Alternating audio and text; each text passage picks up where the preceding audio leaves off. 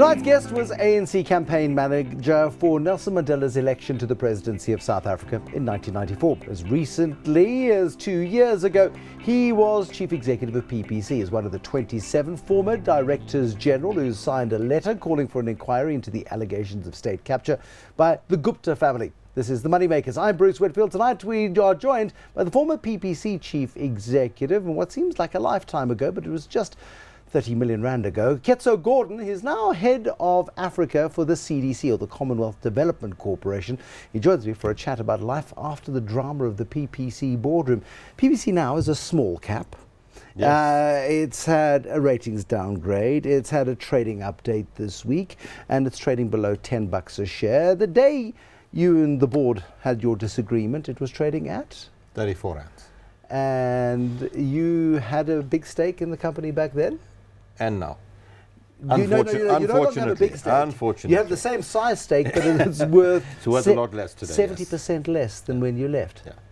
That walkout cost you personally 40 million rand? In the region, without being specific. But it's a lot of money.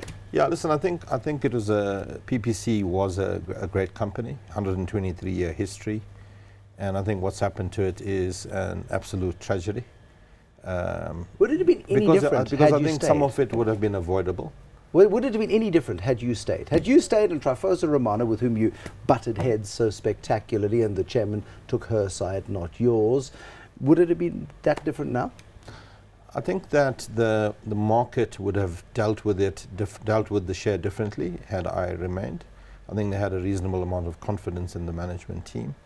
More importantly, I think we would have completed securing more capital at that point in time. I mean, there was a 200 million rand deal in the offing at that time, which was critical to the business being able to survive.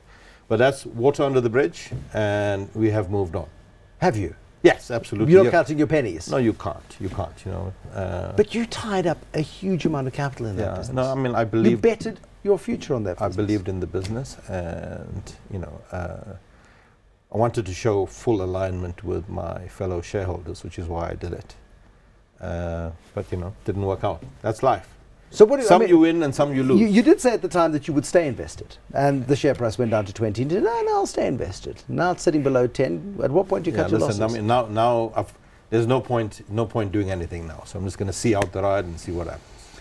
But you're not out of concrete, and out of cement, rather. Concrete's the stuff you make out of cement. Yes. Just to be more specific. But you actually, the bug that bit at PPC is still biting. Are you in competition? No, not at all. Not in competition. So I've, since PPC, I've done a few things, but I've now become a part of the CDC, Commonwealth Development Corporation. Which is what? It's a government-owned development finance institution. Which government? So the British government. So 0.7% of the GDP of Great Britain is given to DFID, their Department of Foreign International Development, and a portion of that money is given to the CDC to invest. So DFID is still our shareholder, and it obviously does a lot of development work with the money that it's granted, but a portion of it comes to the CDC, and the CDC has a very specific mandate to invest in the private sector in Africa to help it grow. And our shareholder measures our effectiveness by how many jobs we create and how poor the country is. So it's a very clear sort of incentive structure for us to perform against. But it's a government-run DFI, and we do what makes sense to earn a commercial return, and equally important to us because of our shareholder, the development impact.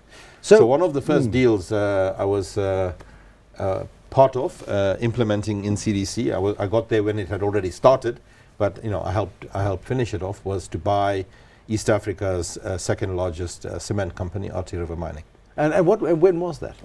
Oh, that happened just about a month ago. Okay. The deal is not complete yet, but we've signed, and closure will be in the next month or two. And the British government is, always was very big on aid, and the tone has changed from trade, not aid. And so the CDC is part of that solution. Exactly. Then, rather than pouring endless amounts of money into aid coffers, which sort of fritters away like water in the sand, it's rather said, let's get a return on investment. And I think that the general belief that giving people employment is the long-term solution to poverty, and clearly the CDC is very much focused on creating jobs. And we do it in the toughest countries, and we do it across the whole of sub-Saharan Africa. Are you expected to make a profit? We are expected to make a return, but our focus is sustainable businesses that have a development impact. So if you did make an above expected return, yes. so you made a return of 20% and the British government only wanted 10, would you be given that 10 as an additional budget to make further investments? So since 1948, when the CDC was established, the money that was allocated to the CDC has been with the CDC. So all their profits have stayed within the CDC. It started off with a very small amount of money. Today it has a balance sheet of over $6 billion. Okay, so the CDC then is an entity that is self-sustaining yes. under the auspices of the British government. Yes. You've recently been to Ethiopia, and we're seeing a lot of really good stuff coming out of Ethiopia, where Nigeria's economy is seriously on the back foot, where Ghana's been struggling. The east of Africa is outperforming quite dramatically in many spheres. Yeah, and I think the Ethiopian story is particularly sort of insightful for us. It has got a very, very strong government, very socialist in some ways, very protective in other ways. But despite those criticisms I might have, they are very, very clear on what they want to achieve as a country. So they set it out in a 5 or 10 year plan, and they've just completed their first 10-year plan, and pretty much everything that was in the plan has been implemented. But everybody's on the same side. Everybody's got a similar goal. Private sector, NGOs, government. That's what I found probably together. the most striking thing. I met, very, very many people from across all spheres of life, and when you ask them about their country, they basically talk about the plan. Whether you're a private sector guy or a public sector guy or an NGO, everybody says pretty much the same thing. And it's known as a country where there's not much serious corruption.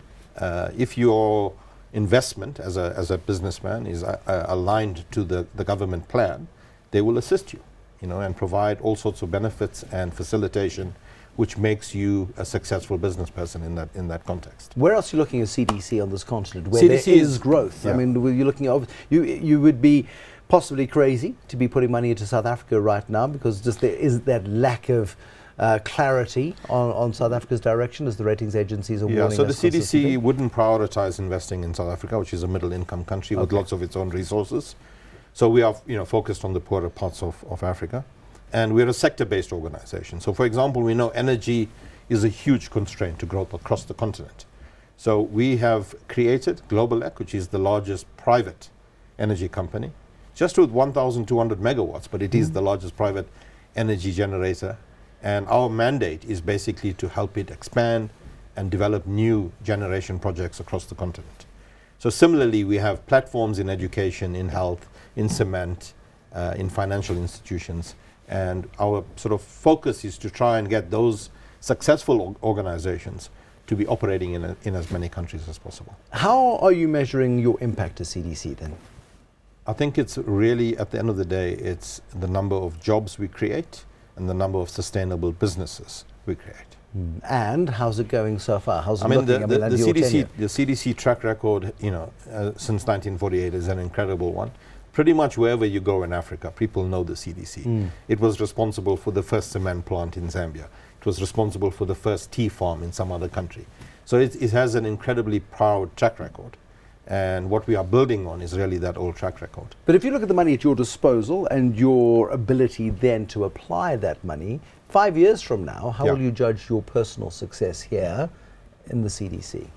I think that if we have deployed that cash, created large numbers of jobs, and made a financial return, it means that we created sustainable businesses, which will continue into the future. I think that will be the first measure. For me, the second measure is, can we do something dramatic and meaningful, particularly in the poorest of the countries in Africa?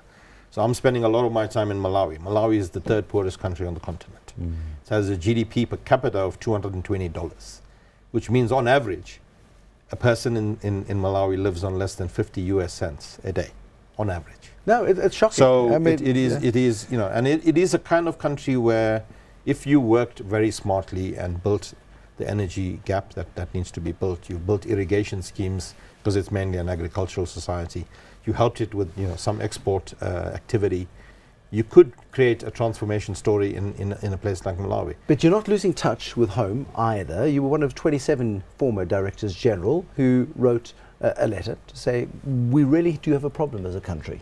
We need a proper investigation into this notion of state capture. Just the last couple of days, we've had Gwede Mantashe standing up and saying the ANC's had only one submission from an ANC member talking about this notion of state capture. Therefore, as far as he's concerned, it's something of a fiction.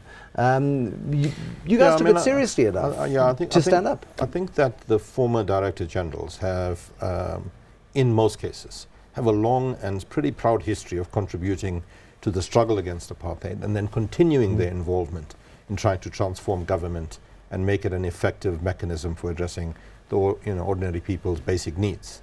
So clearly we've been, as a team, quite disturbed by what's been happening, and a lot of debate went into who should you write to, and we felt it was appropriate to write to government as the body that must institute an investigation, so that we can better understand what's happening. Any response? Any official response? No official response, but I mean, it's an ongoing process, and I think most importantly, we've added our voice to many other voices in the country, declaring our concern.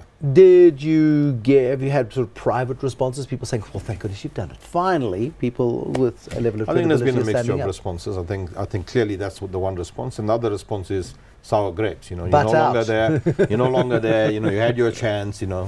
So as you would expect in a very robust debating sort of kind of environment that we live in, both the responses have been declared. I mean, you've been through hard times in recent years. You've hard times personally. You've seen the politics come and go. You've worked in government. You've worked in the private sector. Yeah. Now you're working for the British government on the African continent. You're more confident, I sense, about countries outside of our own. I think there's a better story emerging in countries where you have a strong government that has a unified view. Even if it's a little bit to the left or a little bit to the right, but if a unified view of where it wants to take the country can engage in an open and honest way with all stakeholders, including investors, and that does deliver on the basic infrastructure that is required to grow that country. I think those are the three things, and clearly we don't have that at the moment. Ketso Gordhan, we must leave it there. Thanks very much Thank for you coming in. very much. Ketso Gordhan, Head of Africa for the Commonwealth Development Corporation. We can now stop calling him the former PPC Chief Executive. Well, when it's appropriate anyway. And it does prove really that success and failure can be fatal, of course, unless you make some pretty smart decisions up front. We can be a little bit more Ethiopian, perhaps, in our approach to a unified future for South Africa. That's it from the MoneyMakers for this evening. Thank you for watching. Till next time, bye-bye.